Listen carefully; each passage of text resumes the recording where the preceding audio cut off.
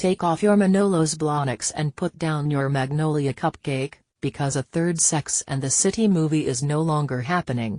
Despite months, nay, years of reports that TV's iconic New York quartet would once again join forces for a third movie, hopefully one that could wipe the second movie from our collective memory, it appears those plans are now dead in the water.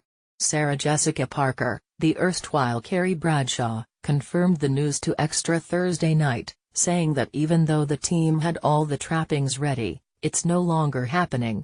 It's over. We're not doing it, Parker said at the New York City Ballet Gala. Alexander Petrovsky would be so proud. I'm disappointed, she continued. We had this beautiful, funny, heartbreaking, joyful, very relatable script and story.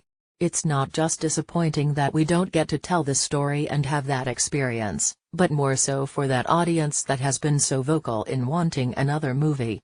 The swift revelation put an official stake in the heart of questions about whether a third movie would ever come to fruition.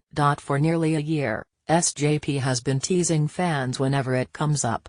She teased the sequel earlier this year at Vulture Festival, she teased it last year at Vanity Fair's New Establishment Summit. But as Steve's Roman Catholic ma might say, the Lord giveth, and the Lord taketh away. Just as soon as we had confirmation that the film was real, it was ripped away from us entirely.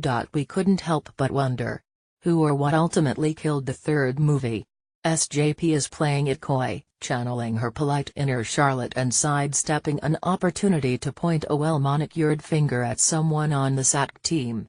But hey, that's why we have the rumor mill, which recently churned out one possible theory, that co-star Kim Cattrall, who plays the lascivious Samantha Jones, was holding out, refusing to sign on for another sequel unless studio Warner Bros. Pledged to develop other movie projects she was working on. The other three members of the core four, including Parker, Cynthia Nixon, and Kristen Davis, were allegedly signed on and ready to go. Rather than acquiesce to demands, though, WB reportedly decided not to go through with the movie. After all, a Sex and the City project wouldn't feel right if it didn't have all four girlfriends. Representatives for Cattrall have not yet responded to Vanity Fair's request for comment, which is what power publicist Samantha would probably advise them to do.